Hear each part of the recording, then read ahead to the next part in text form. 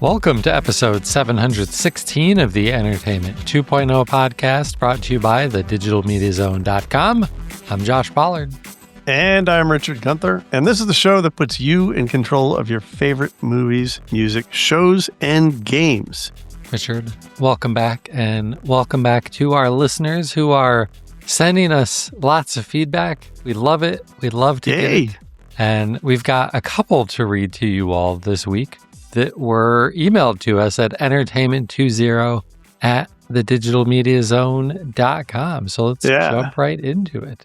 Yeah, and these are both from longtime listeners. The first one is from Gary, and Gary provides lots of feedback for us, so thank you for that. A couple of thoughts that he shared with us. He said that if Dungeon Crawler Carl is not scratching your itch, I'm assuming he's talking to me. Yeah, this is for you for sure.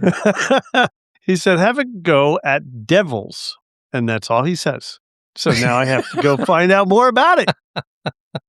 So thank you for the recommendation. I'll check that out and see what it's about.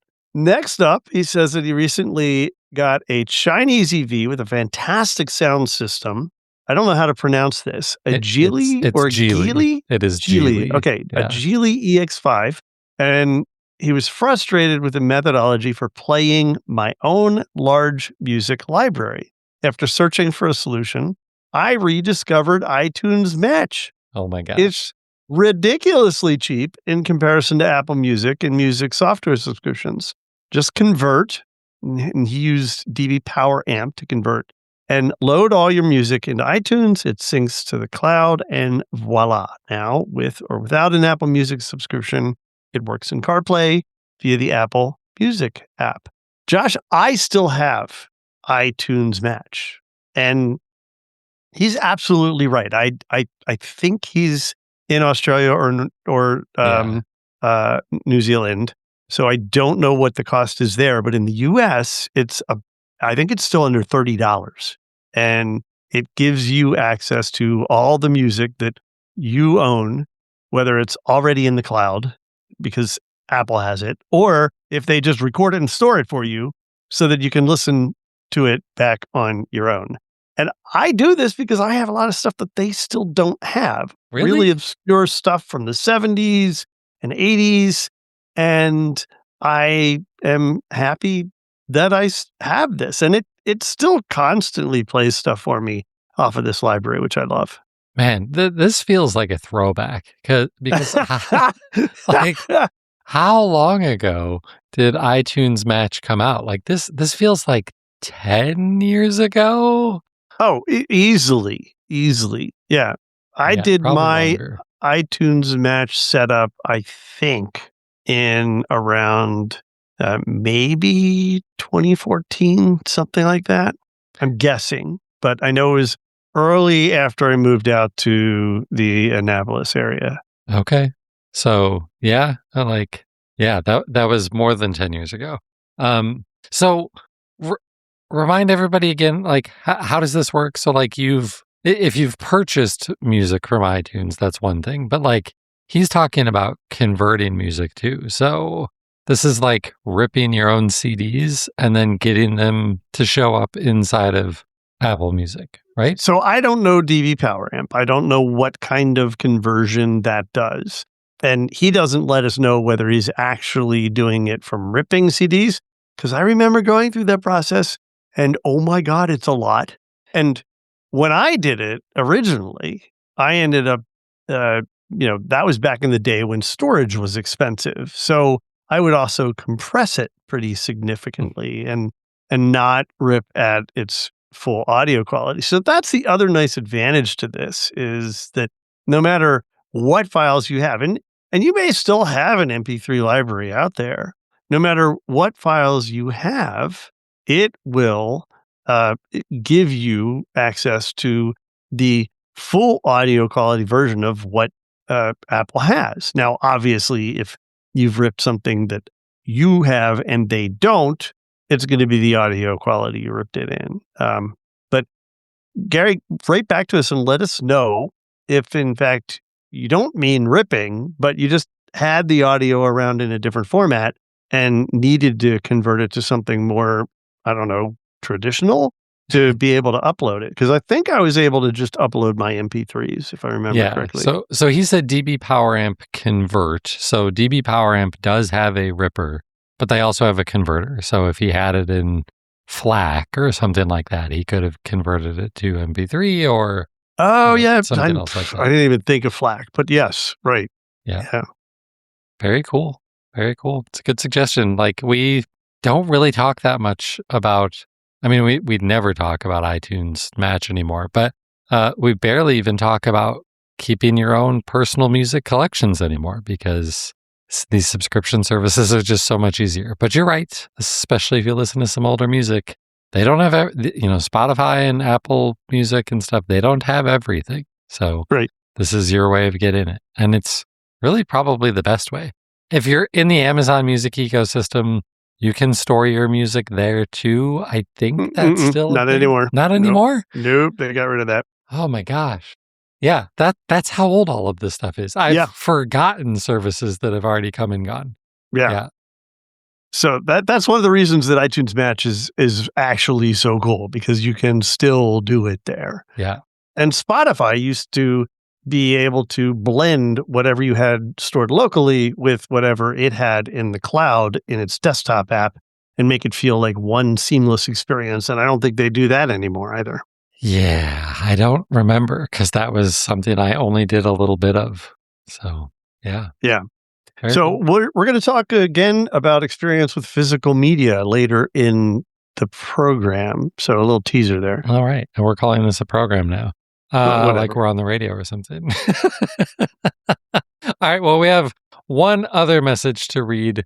Again, like Richard said, from another longtime listener and commenter. This is from Nick. He says, "Hey guys, it's been a while. I was wondering if you have seen anything about Disney Plus with Hulu now having commercials only with Hulu shows. I have the Legacy bundle with no commercials, and I've had it since the beginning. And just this week, I've been seeing ads. So I looked into this more, and I see that they changed the plan. Did I miss something? Oh, well, looks like I need to change my plan again. I might need to jump to the one with HBO or just drop ESPN altogether." That's the answer right there. Just drop ESPN. We'll come back to that. Let me finish the message. He says, "Also, thanks for the recommendation for Dungeon Crawler, Carl. I cannot get enough of it. I am on the 5th book.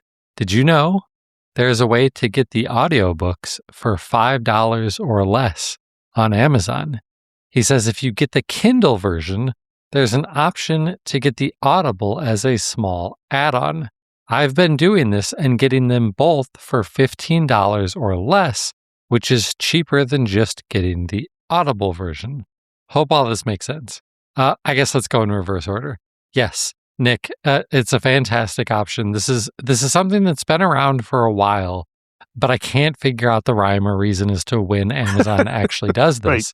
But yes, if you're ever thinking of getting an audiobook, you should always check to see just switch the option to the Kindle version and then look to see if there's a promo to get the audiobook added on to the Kindle purchase for less money. And they've been doing this for years, and it's a great way to get the Kindle books or the audiobooks for cheaper. So glad it's working out for you. I'm shocked that they're doing it for such a popular book series right now, but it's a great tip. Yeah. Okay, so this Hulu nonsense. So I had not seen this and was not directly impacted it because, like Nick, I have had the Disney Plus bundle from the very beginning, but I was actually just talking about this with a friend this morning.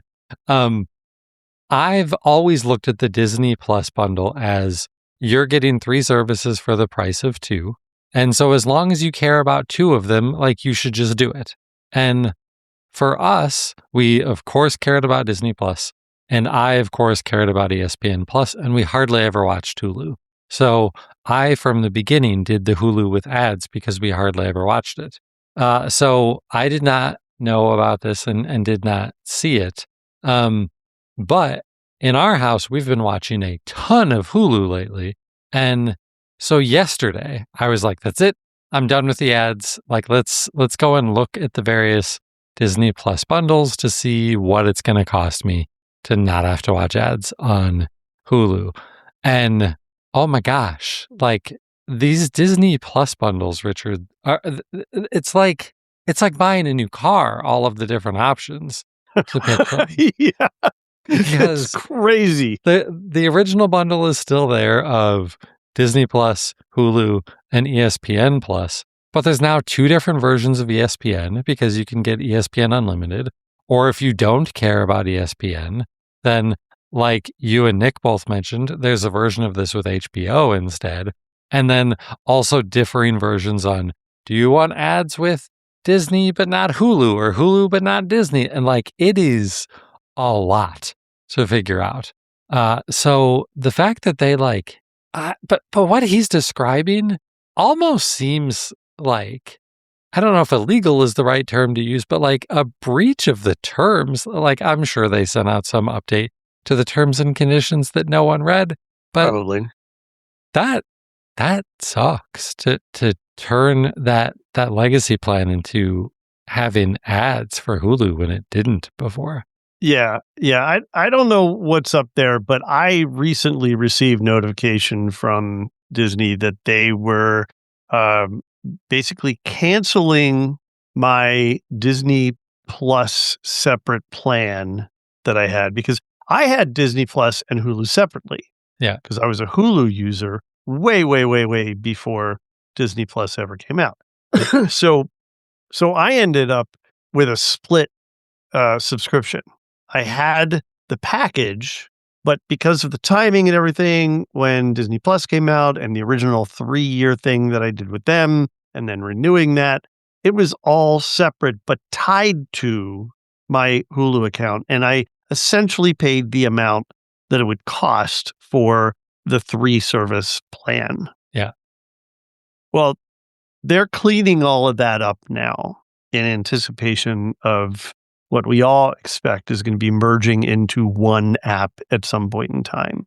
All of this is likely going to become just part of Disney Plus, and Hulu as a standalone entity will probably go away. Right.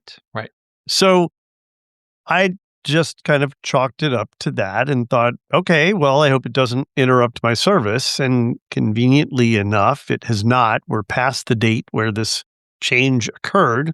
I already got a refund for the Disney portion of the plan, and now I'm being charged differently for my Hulu plan. But what I haven't done yet is to go check, all right, well, what plan do I have? Have they changed the plan that I've been expecting to have, or that I had purchased before as part of that conversion? Now, what I have noticed in Hulu is that they've at my kind of choose a profile screen, there's also now a big bar saying, tie this to your Disney Plus profile. So, and that's actually good news. So that means that by merging these two, they're not losing your history and stuff like that. And I haven't gone through that process yet, so I don't know what that'll entail. So now I have homework because I need to find out if they have in any way changed my plan. And if they have, then I'm going to have to go through that shopping experience again. And that shopping experience, like you said, is crazy because not only are they selling their own stuff, but the options include the stuff like, oh, and get these things with HBO. Right. Which you also already have. Right. So that's not going to work for me. Also going to have to do the math on like, does it make more financial sense to switch to that bundle? Yeah. And yes. Yeah. And for me with HBO, remember, I didn't want to pay the ridiculous jump that they were asking for the 4K. So I don't have their top tier anymore. So yeah, it's all starting to, I know Jared and other people who cover the streaming industry specifically saying, stop comparing it to cable. But it's all starting to feel like all the BS that we had to deal with cable bundling and subscriptions. Well, except that you actually have options here. Yeah, we do. Yep. You didn't have nearly as many options in the cable TV days. Yeah. So, yeah. All right. Well, thank you to both Gary and Nick for sending in the messages. We love hearing from all of you, especially when you've got nice tips to share, like both of these gentlemen did. So again, entertainment20 at thedigitalmediazone.com is the email address for that. And all of the rest of our contact information is going to be at the end of the show. So stick around, because now it's time for the news. And like always, we're going to start with some video news. Richard, we don't have a single story this week about a device or a service or anything else like that getting more expensive. This may be an exception. It's been the norm. Right. There's always a story to talk about a price increase, but not this week. So maybe some better news here. In fact, yeah, pretty much all of this is good news. The world needs it. So thank you, world, for shining down on us with a good news week here in the digital consumer entertainment space. So let's start with Google TV. Google TV, like, all of the various major streaming platforms, has their own, what we call around here, a FAST service, a free ad-supported television service. And it goes by the name of Google TV Free Play.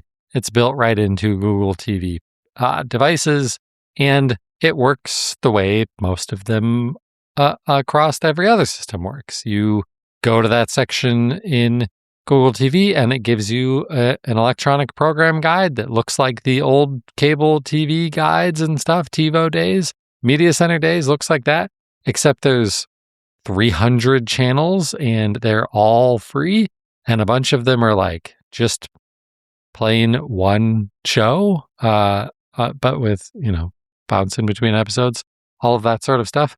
And these services get a lot of use out of people. These have gotten really, really popular over the years, especially as all of the other services keep getting more expensive. People are like, I'll use the free ad-supported stuff. Well, Google is increasing the user experience even more here. They're making it even better. And in some ways, kind of reminding me back to some of the good old cable TV days, because they're adding what we called back then an on-demand library. And in this case, it is TV and movies. Now, it's not quite the good old days where all of that stuff was, didn't have ads, because this is still part of the ad-supported part of the service. But they're adding a whole bunch, in fact, over 10,000 free movies and TV shows as an on-demand library. So you can still, open up the Google TV Free Play, and now you've got two tabs. You've got the live TV tab that still works like that guide, and you can pick whatever channel you want to watch and do that. Or you can go to the free movies and shows section and find a show you want to watch or find a movie you want to watch and just watch that instead of waiting for it to show up on one of the FAST channels. And it's not just weird random stuff. This is from major studio partners like Lionsgate and things like that. And like I said, this is all built into Google TV. So you don't have to download extra apps or anything like that. It's just there, assuming that this update is rolled out to your device, in which probably only in the US right now. But it should be available to you at any point soon here, or you may already have it on your Google TV device. Yeah, and I have not had a chance to check this. I think you said you have not had a chance to check this yet either. I think we knew that the FAST channels were coming, but the content library is a nice addition. And all I can say is, based on how they show my content library, meaning my Movies Anywhere library in Google TV, I hope they do a better job. Because I have hundreds of movies in my Movies Anywhere library, and the Google TV method for presenting my library of hundreds of movies is one row of thumbnails, One row, one strip Oh my gosh. that scrolls a lot horizontally. That's terrible. That's insane.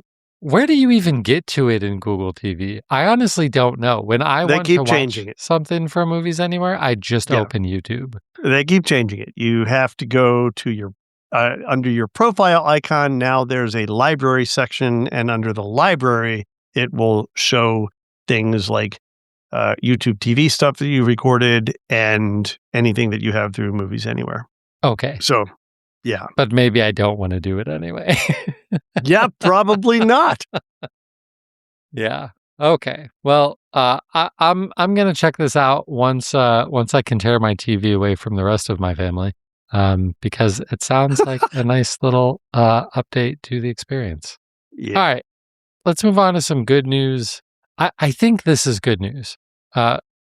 We'll see, because when you started to read over this before the show started, you seemed skeptical. So what are we talking about here? So Spotify is rolling out a new feature soon. This will be coming in September, where they know that there's a lot of you out there. I know I'm included in this, and I'm going to take a guess that Richard is too, that you don't want to listen to music that was generated by AI. You want to listen to music that was created by human beings. And Spotify gets that. So they're doing some work here, and they're launching badges that will be showing up inside of the Spotify app that say AI persona. And these badges are basically attached to the artist. It's not a song, it's an artist. So it'll tell you when an artist is really just like a generative AI creation. So you can assume that all of their music is just AI generated. Now, creators will, of course, be asked to self-disclose this inside of the Spotify for Artists tool. And I think most of us are thinking, yeah, that's kind of like asking drug dealers to report themselves to the FDA. Probably not going to do that. So there's another backup strategy for that. Spotify is also going to use humans to try and find this out. And you as a human can actually report might not be the right word, but like tell Spotify, hey, I think this might be AI generated. And then they'll go and do some of their own checking. And maybe then they will determine it is one of these AI personas. So they're going to start working on all of this. And in fact, if they think that it probably is, there's going to be a flag that says likely AI. So my guess is that when this rolls out in September, you're going to see a whole lot more likely AIs than AI persona badges, because I really don't think there's going to be that many AI artists who are self-identifying.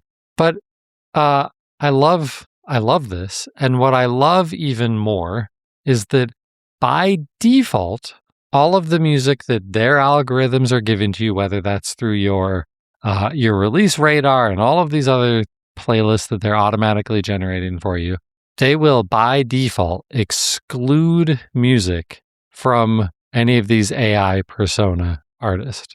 Nice. Very nice. You can turn it on if you want, but yeah, don't. Yeah, right. Support the humans, please. Right. Wow. No, that's cool. You know, I have been encountering more and more AI slop the more time that I spend on YouTube, and every time I do that, I get frustrated when I see that it's not identified as AI content. And I don't think, I could be wrong, but I don't think YouTube yet has a mechanism for reporting that. I'm going to call it reporting, because I feel like if you have used AI to generate your content, and I don't mean used an AI editing tool or something like that. I mean, this is an AI generated thing. Yeah.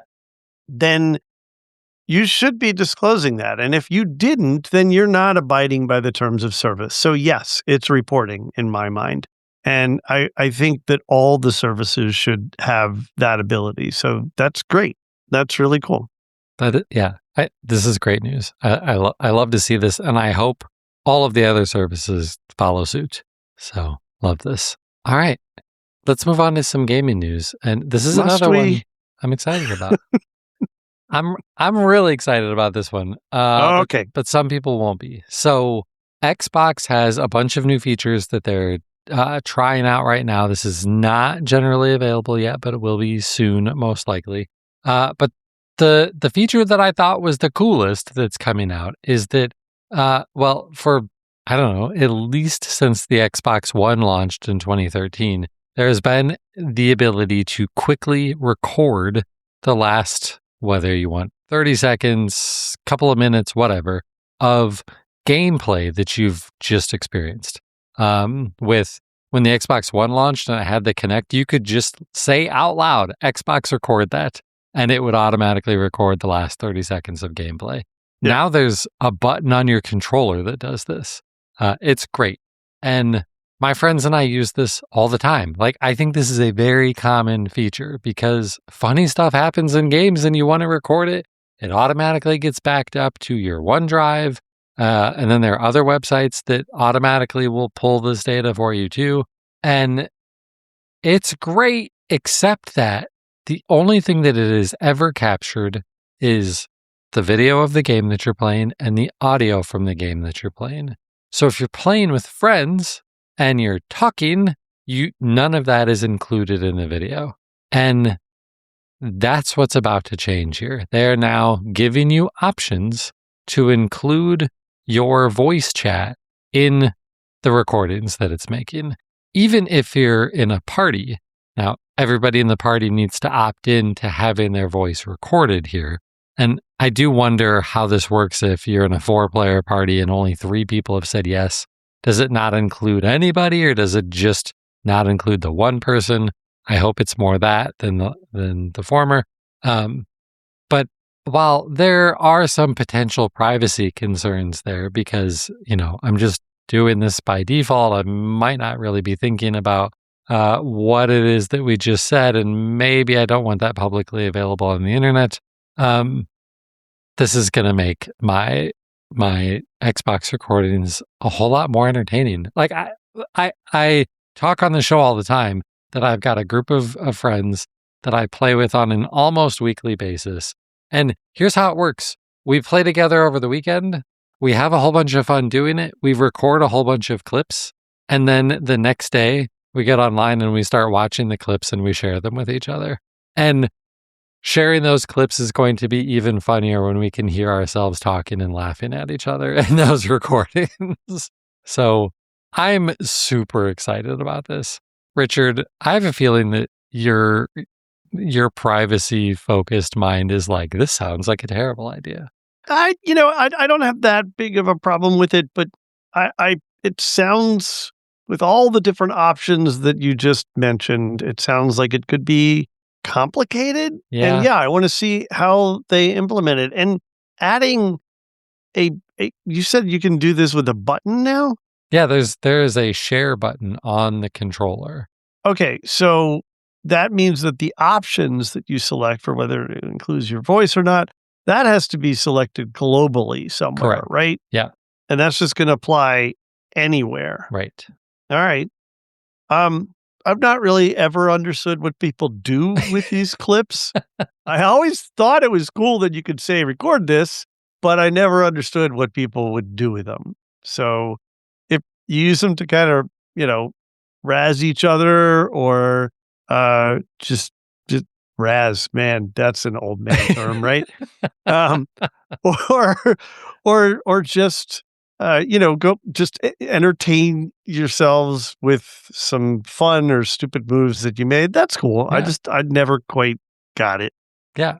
Yeah. I mean, it's just like if you were hanging out with your friends and someone said something hilarious or did something hilarious, you'll forever be able to talk about it. But if this happens while you're playing a game, right after it happened, you can be like, I'm going to record that so that not only will I remember this forever, I will have a recording of this forever. And that's a lot of fun. Yep. Yeah. That's where it's fun. All right. Last gaming news story. This one is a little, I feel like it's a little bit weird. I think it's mostly good, but we'll see. So Nintendo Switch 2. I think Nintendo might be the only one that still announces how many hardware units they have sold. Xbox stopped doing this forever ago when they were like, woof, we're in last place. We're never telling anybody how bad we're doing. But Nintendo still publicly discloses how many units they sell of their gaming consoles every quarter. And we just finished another fiscal quarter for Nintendo, and they announced that Switch 2 hardware sales fell 34.4% for the quarter year over year. And you might think, well, maybe there weren't any games that came. Like, if there weren't any good games, then people probably aren't going to buy things. But that actually wasn't the case, because software actually outpaced the previous year because there was a new Pokemon game that sold super well. Tamagotchi Life sold incredibly well. So it wasn't because of software. So it sounds really bad, right? 34% is a ton. But Nintendo's like, meh, no big deal here. And most of the analysts will actually tell you the same thing. If you just look at the numbers, it sounds way worse than it is. But it's not actually that bad, because it was this quarter last year that the Switch 2 launched. So, of course, last year it did really, really, really well. Right. So just to be clear, this number is the quarterly sales year over year? Correct. Because that's usually what year over year means, Yes. right? So Yes. this quarter compared to the quarter that it launched. Well, duh. Exactly. So the quarter that it launched, it of course did really, really, really well. So all of the early adopters bought a Switch 2 during that quarter in 2025. So they didn't need to buy one this quarter. So, and on top of that, it's outpacing Switch 1 sales. And remind me, did the Nintendo Switch do reasonably well? Oh, right. It was one of it was fairly, yeah, one of the best-selling game consoles of all time. Right. I think it did okay. And the Switch 2, it's outpacing the Switch 1. So all of this sounds great. But I'm going to temper my enthusiasm a little bit on this one. 2 reasons. One, the price is about to go up. I'm allowed to say that, despite what I said earlier about this episode, because that's not news. That was announced months ago, actually. It was announced back in April, I think. It's going up on September 1st by $50. So starting in September, the Switch 2 is going to be $500. That's not great. And I do think that will have more of an impact going forward on unit sales, because it's just more expensive. And on top of that, video game console sales have typically, that first year, they go crazy. Everybody who, like, hardcore for sure wants one, buys one right away. In the ensuing years, it's, especially for a Nintendo console, it's families who are like, cool, we're ready to upgrade. We're ready to get this thing. Maybe it's a little bit cheaper. Maybe you can get sales on it now. But that's not going to be the case here. It's getting more expensive in September. It'll probably get more expensive again next year. It's just going to keep getting more expensive. And now we're talking about this Nintendo console costing $500 when that Switch that sold like gangbusters over the last 10 years, the thing was $300 tops. And then within a year or two, you were able to get them on sale for significant discounts and stuff. And that will not be the case with Switch 2. And then anybody who's thinking it'd be nice to get a Switch 2, but everything is more expensive now that has memory inside of it. So maybe we can't get a Switch 2 this year because we really need a new computer. And that is now $700 more expensive than it was this time a year ago. So while Nintendo is saying, hey, it's totally fine that this quarter was down 34% year over year, I think that this trend is going to continue and probably going to continue to get worse because, well, see the last 15 episodes of this show on how I feel about the video game industry right now. It's not great. Well, it's not great, and it's suffering from the same mess that anything else that needs chips and memory is suffering from right now. Right. You know, I saw news just yesterday, I think it was, that now I'm forgetting which manufacturer it was. It wasn't Samsung. It was one of the other 3 major memory chip manufacturers had announced like $32 billion in building new factories. And I was like, that's awesome news. Like, we need more RAM. Mm-hmm. Except the factories aren't going to open until 2029. Yeah, I was going to say, it's going to take at least 2 years to stand up a new fab. That's the problem with trying to grow this. And by the time it does, will we still have that demand? And that's one of the reasons why a lot of these chip manufacturers, it's one of the reasons we get into this mess, because the chip manufacturers are not necessarily willing to expand their capacity that much because of the enormous investment and the constant ebb and flow of demand. Right. Because eventually that demand will decline. Eventually it will. And if they've invested $30 billion in new factories and now they don't need to put out as much product, then they've kind of wasted. I mean, it's way more complicated than that, but it's not great. So for the next few years, we get really, really expensive electronics. All right, Richard, let's hopefully turn this around, get it back in the more positive vibe. What's been going on in your entertainment center? All right. So not as much as usual. I mentioned that we're going to talk about physical media. So I probably, not surprisingly to anyone who listens to this podcast regularly, had pre-ordered the UHD 4K version of Project Hail Mary. And it arrived. Yay. Today's launch day. So Walmart had it here yesterday for some reason. Wow. That's awesome. Weird. Awesome and weird. And I eagerly opened it only to discover that I hadn't paid a whole lot of attention to the listing for the product when I opened it or when I ordered it, because it's just the UHD disc. That's it. That's what's inside. No Blu-ray, no insert with any notes whatsoever about the movie, and most importantly, no digital copy. What? So if you purchase this movie on disc and you want a digital copy that will work through whatever digital service you purchase it on, because remember, they're also not playing with movies anywhere. So you purchase it somewhere and it's going to exist in that place and that place only. And it's not included with the disc itself. I don't understand what Amazon is doing here. Amazon is one of the players in Movies Anywhere. So I don't get it. I do not understand. This is ridiculous. So, of course, I backed it up today. It's on my Plex server. So that gives me a moment to talk about my Plex server. I learned today that my Plex server works great when I watch it from my Apple TV.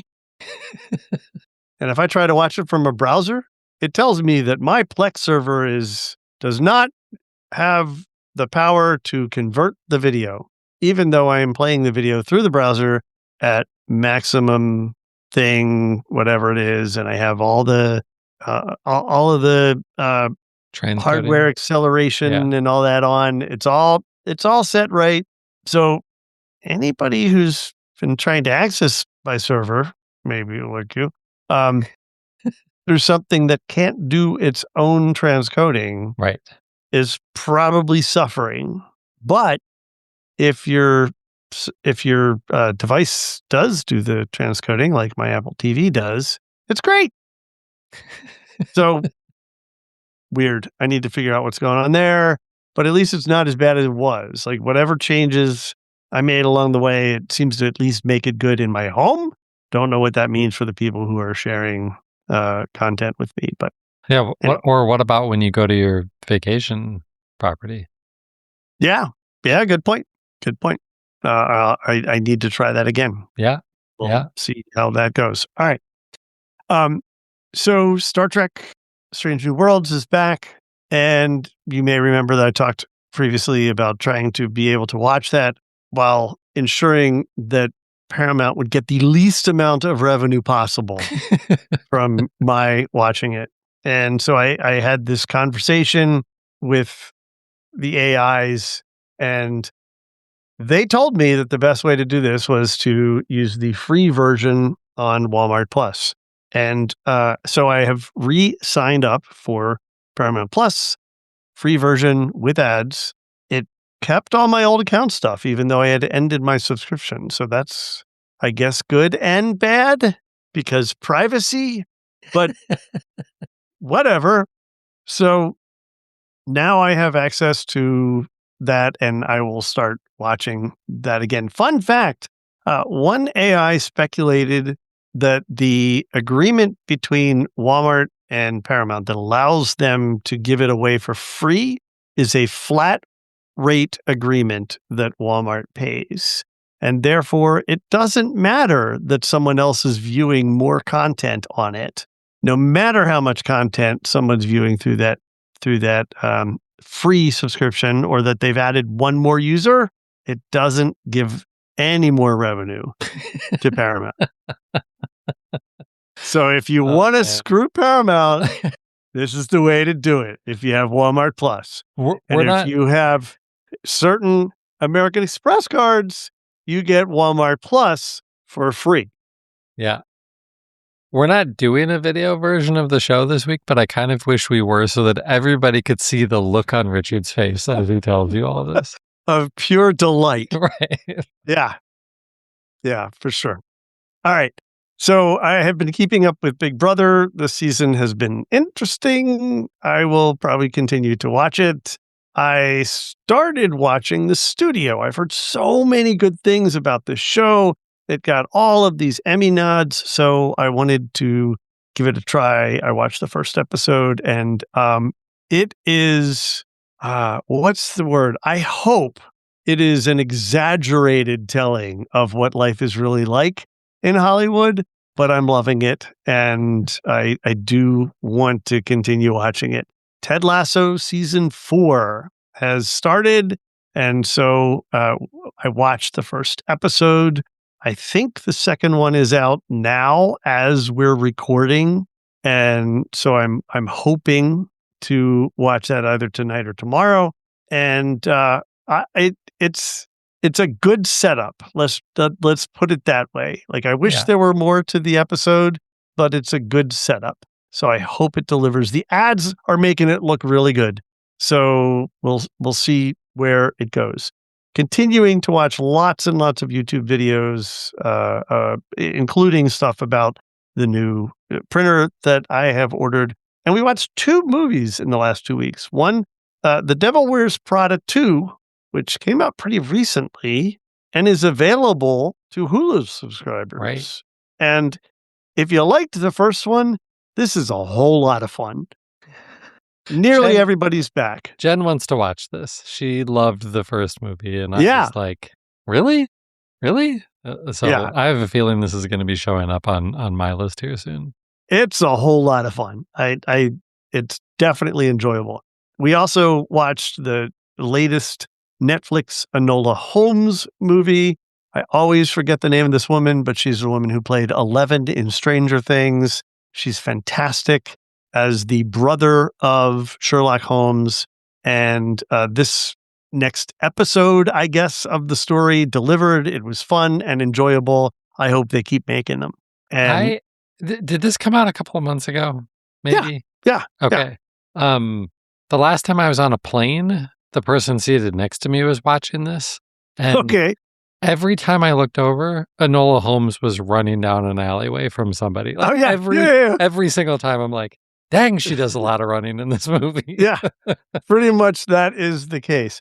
They also do this great thing where she is explaining her life and her experiences to the audience. So she is constantly breaking the fourth wall, and which is so unusual in this genre of film. So I find it very entertaining. And then I went up to Maryland a couple of weeks ago, and as I suspected, listened to more of Dungeon Crawler Carl. Like I said, I'll finish the book. I don't think I'm going to go beyond that. But I think I have like 3 hours left, and then I'll be done with that book. And next up, and I might have mentioned this before, our next book club pick is Everything is Tuberculosis. And I am really, really looking forward to starting that. Nice. Very nice. And that's it for me. So, Josh, what is up in your entertainment center? I'm gonna need some help from you because I just remembered another movie that I watched, but I can't remember the name of the series. Benoit Blanc is the main character. Not with you yet. Yes, come on. It's the main actor is the guy from all the James Bond movies, but he's a detective. Pierce Brosnan? No, the more recent one.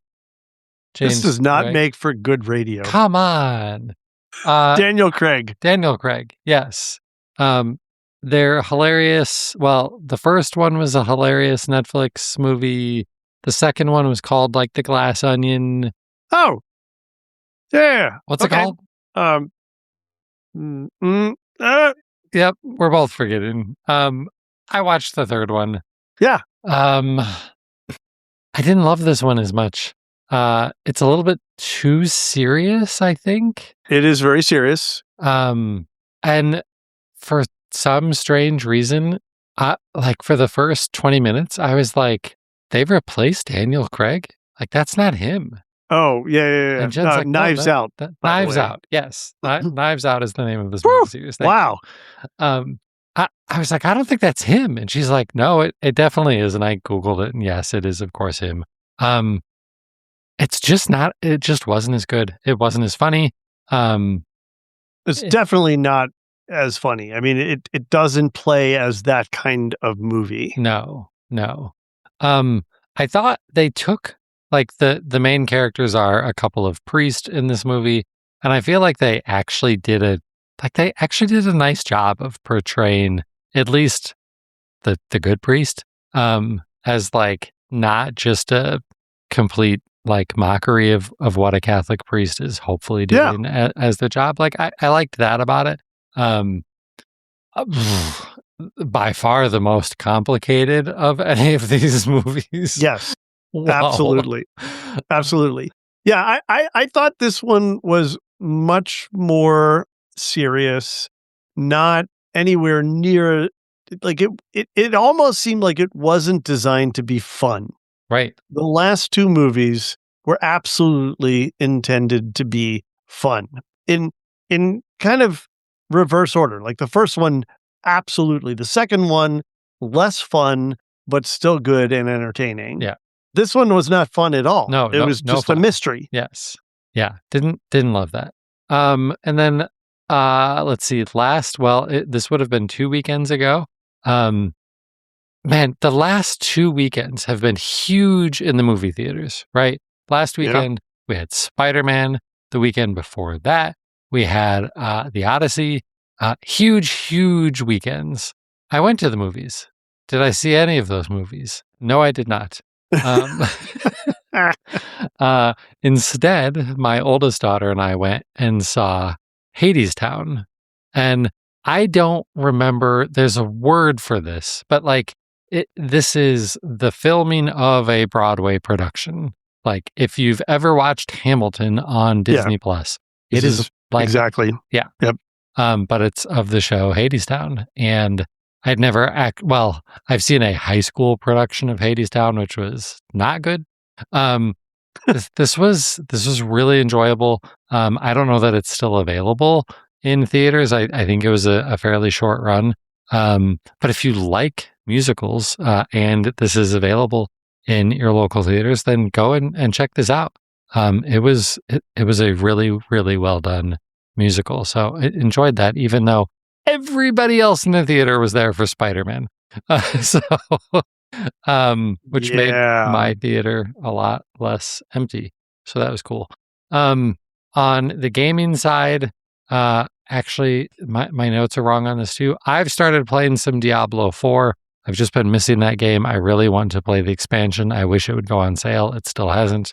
The friends that I play with, this weekend, we decided to check out a newer game that is on Game Pass, the premium tier. That's the less expensive one. That is called RV There Yet? Like, are we there yet? But it's RV, like recreational vehicle. This is a co-op game, very physics heavy. You're just trying to get an RV out of the woods. But hilarity ensues. It is not easy. There are roadblocks and all sorts of crazy things to do. It's supposed to be hilarious. It's kind of fun. I enjoyed it to some extent. And I think we're going to play it a little bit more, but it's not a game that I necessarily want to finish. I think maybe 4 players is just too many. There aren't enough things for everybody to do in this game to make it a good 4-player game. But if you've got 2 or 3 people, probably a little bit more fun. On the TV side, my family has been going nuts over The Rookie on Hulu. And that is the show that caused us to upgrade our Hulu package to no longer have ads, because we are watching so many episodes of The Rookie. This is the Nathan Fillion cop show. It's really good. It's obviously got some violence and death and stuff like that, but it's almost never gory. It's just a good show. I think it's really popular. I'm probably the one who's late to this because I think they're on season 8 or 9 or whatever. Yeah, it still runs, right?